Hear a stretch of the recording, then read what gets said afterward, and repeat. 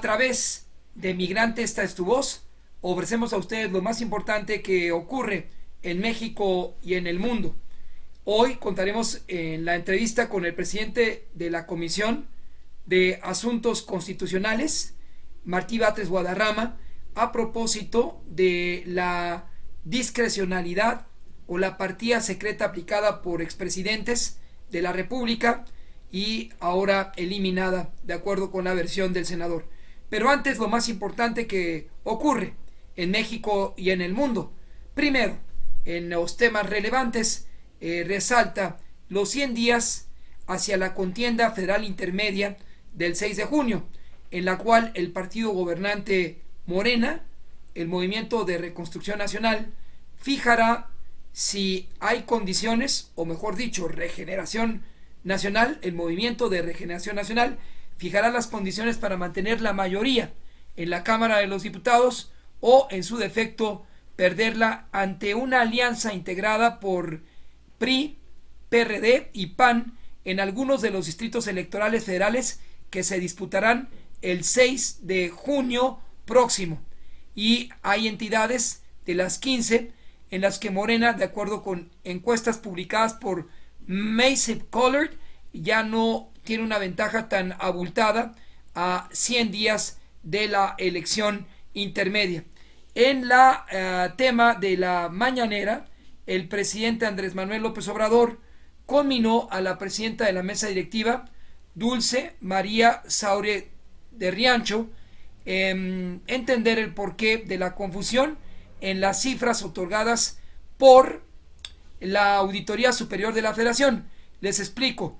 La Auditoría Superior de la Federación es un órgano cuya responsabilidad recae en la Cámara de los Diputados, que es la que elabora el presupuesto de egresos de la Federación y va a regular o vigilar el manejo de la cuenta pública en los municipios, estados, federación y universidades.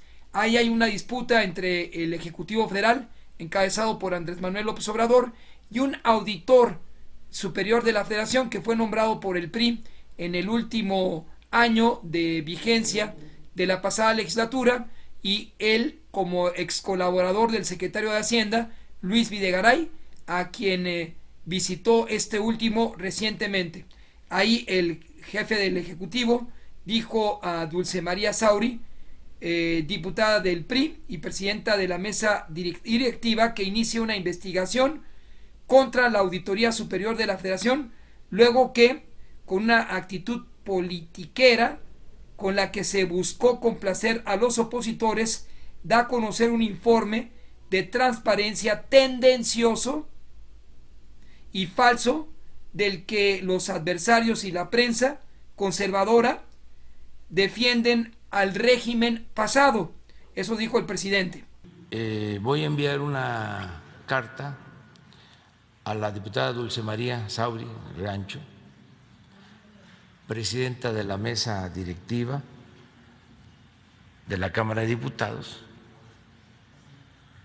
para que se inicie una investigación. Todo esto de manera respetuosa, porque la Auditoría Superior de la Federación depende de la Cámara de Diputados. Entonces, dice así: diputada Dulce María Sauri Rancho, presidenta de la mesa directiva de la Cámara de Diputados, presente. Como seguramente es de su conocimiento, la Auditoría Superior de la Federación, que depende de la Cámara de Diputados,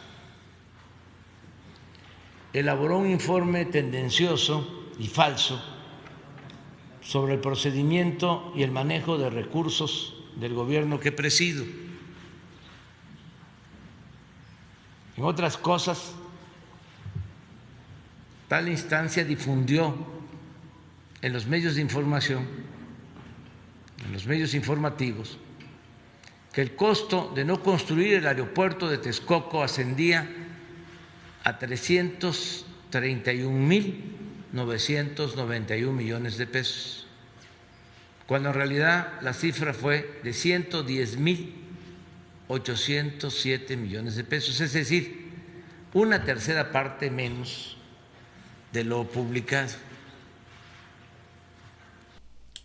El titular de la Auditoría Superior de la Federación es David Rogelio Colmenares Páramo, quien fue empleado del secretario de Hacienda, Luis Videgaray, quien un flaco favor le hizo al visitarlo en estos días, y eso es lo que dijo el presidente Andrés Manuel López Obrador.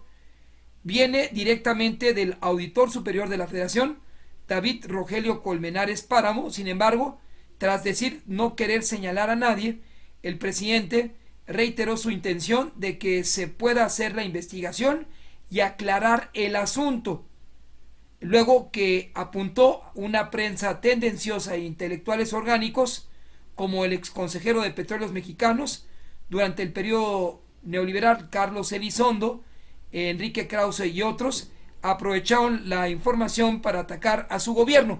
El tema 2 que ayer ustedes abordaron con el presidente vía Migrante Esta es tu voz es el del gobernador de Tamaulipas, quien se definió como una víctima del Poder Ejecutivo Federal. La verdad es que en Tamaulipas hay problemas con 2 carteles de drogas que mantienen el control, y desde el 2005 y antes el gobernador García Cabeza de Vaca es investigado por la Agencia de Lucha Antidrogas, la DEA, y el Centro de Inteligencia del Paso, Texas, ubicado en El Paso, que monitorea llamadas los 365 días del año de políticos, líderes empresariales y mexicanos del sur de su frontera y hasta la Patagonia. Ahí pues está el juicio o proceso de desafuero del gobernador de Tamaulipas, García Cabeza de Vaca. Y también aumentó el presupuesto, como lo decíamos ayer, casi en 200% del nuevo aeropuerto internacional planteado por Enrique Peña a los tiempos actuales. En la información internacional, destacar que Francia y Alemania continúan con su campaña de confinamiento de la población derivado a rebrotes de COVID-19, y este ejemplo tal vez lo debieran asumir otras naciones. Hasta aquí lo más importante de nuestro resumen en Migrante, esta es tu voz.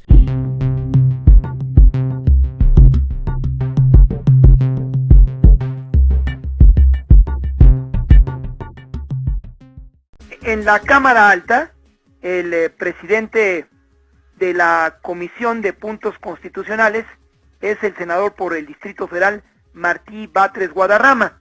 Él platicará con ustedes, amigas y amigos de la audiencia, en el 760 del cuadrante, acerca de la desaparición de las partidas secretas, la reducción de 25 a 21 años de edad para ser senador, importante, y la inclusión en la Constitución de las 68 lenguas indígenas. Además sobre una nueva iniciativa de reforma constitucional sobre seguridad privada en este país. Le agradezco, presidente, tome usted la llamada y buenas tardes para usted. Muy buenas tardes, mi querido Federico, ¿cómo estás? A la orden. Este tema importante, senador Martí Batres, al frente de esta comisión de puntos constitucionales relativo a la desaparición de las partidas secretas. Hace unos momentos la colega Alejandra Trujillo daba a conocer que en Guerrero el Ejecutivo en funciones pues ejerció la suya, sobrepasando lo que autorizaba el Congreso local. ¿Qué hay en el contexto federal con esas partidas secretas que eran parte de las pasadas administraciones? Bueno, la partida secreta es una de las figuras más cuestionables del presidencialismo autoritario que se ejerció durante muchas décadas en el país y que llegó a una situación climática en los últimos decenios del siglo XX. Esta figura de la partida secreta permitió que se pudieran ejercer recursos que no se comprobaban. Incluso esto pasó por diversos procesos judiciales en los que se reiteró el principio de que estos recursos no debían comprobarse en virtud de que eran recursos de una partida secreta. Entonces, aunque en los presupuestos ya no se incluye una partida secreta como se hacía hace años, De todas maneras, la figura permanece en la Constitución. Entonces hay una figura que es la de las partidas secretas. La Constitución dice actualmente que, dice la Constitución, no habrá más partidas secretas que las que autoricen las leyes. Entonces, eso lo quitamos. Ahora la Constitución va a decir, no habrá partidas secretas en el presupuesto de egresos de la Federación, de tal forma que quedan prohibidas las partidas secretas. Eso es lo que aprobó la Cámara de Diputados primero y ahora las comisiones del Senado de la República. Falta que se apruebe en el Pleno del Senado y falta después enviarlo a los congresos de los estados para su aprobación. Pero ese es el conjunto. Entonces, senador, si esto aplica a nivel de la Federación, una vez que los congresos de los estados así la ratifiquen, ya no habrá casos como el de Guerrero y otras entidades donde los ejecutivos estatales aún disponen, según su criterio de discrecionalidad, de los presupuestos anuales. No debe haber partidas secretas una vez que esto se apruebe. Correcto. Es decir, es una reforma fundamental en el marco de toda esta etapa de reformas anticorrupción y antiprivilegios. Forma parte de esta búsqueda de la abolición de los privilegios que distingue esta etapa que estamos viviendo en el país. Ahora, déjeme llevarlo al tema de la edad para ser representante ante la Cámara Alta. Se plantea reducir de 25 a 21 años. En esta legislatura, senador Martí Batres, y recordando que usted, pues más o menos a los 20 ya era representante ante el primer Congreso o primera Asamblea Legislativa, ¿hay algún senador que tenga menos de 25 años que comparta escaño con usted de los demás partidos políticos? Bueno, actualmente es requisito tener por lo menos 25 años de edad para poder ser senador. Tenemos algunas senadoras muy jóvenes, como Citlali Hernández, que pidió licencia, y su suplente, Celeste Sánchez, muy buenas senadoras, las dos, tanto Citlali como Celeste, su suplente, que ahora está en funciones, pues han mostrado mucha información, capacidad, discurso, es decir, las nuevas generaciones tienen muchas herramientas para participar y están demandando participar. Actualmente en la Constitución dice que para ser senador se requieren los mismos requisitos que para ser diputado, menos la edad. En el caso de la Cámara de Diputados de 21 años y en el caso del Senado de 25 años mínimo. Bueno, eso es lo que estamos reformando para que la Constitución diga ahora que para ser senadora o senador se necesitarán los mismos requisitos que para ser diputado y diputada. Punto. De tal forma que ahí queda incluida la edad. Así que si se trata de ejercer la función de legislador o legisladora federal, pues los requisitos son los mismos. Las facultades que tiene el Senado son las mismas que la Cámara de Diputados. Es cierto que el Senado tiene una facultad exclusiva que es de aprobar los tratados internacionales, pero la Cámara de Diputados también tiene una facultad exclusiva que es la de aprobar el presupuesto. Entonces, los requisitos deben ser los mismos en general, y esto es un paso en favor de los derechos de la juventud. Esta es en efecto otra reforma importante.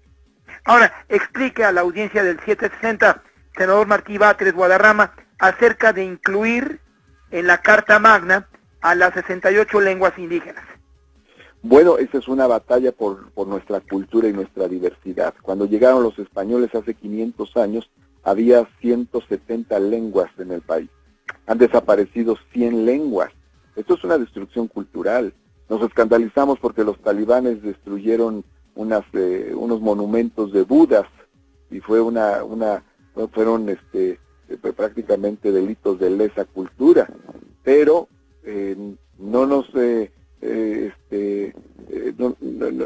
nos preocupamos, no nos alarmamos de que aquí mismo en nuestras tierras, en nuestro país, vayan desapareciendo lenguas. Entonces se trata de proteger la diversidad cultural de México. En México se siguen hablando 68 lenguas indígenas.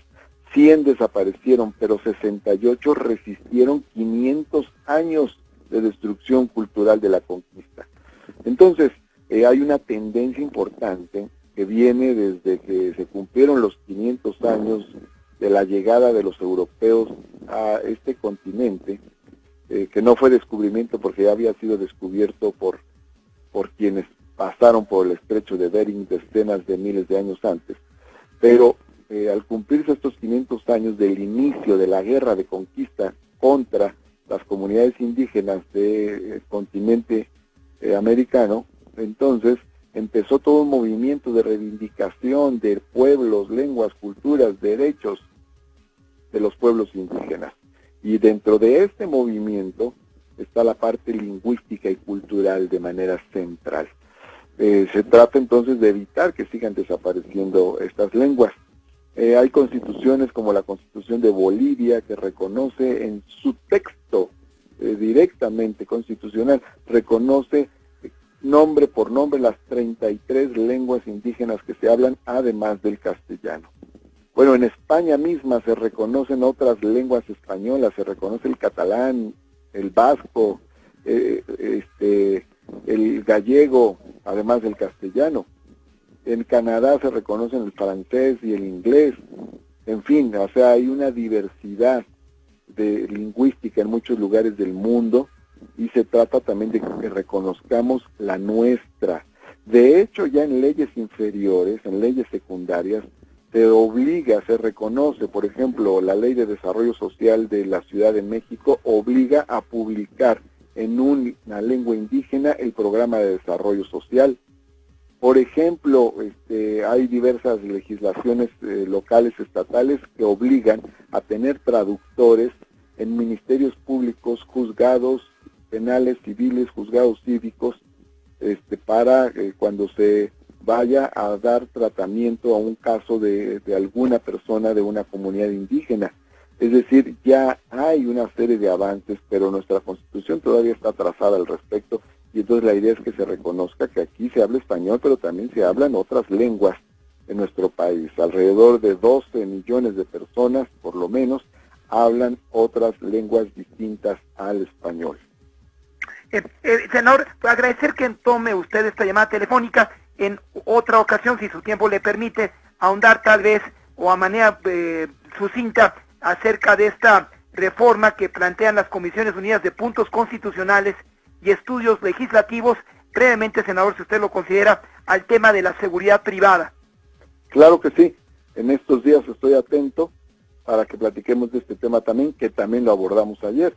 De hecho, ayer abordamos lenguas indígenas, símbolos de los estados, nombres de los estados, justicia cívica, justicia digital, seguridad privada, partida secreta, que fue el tema más importante,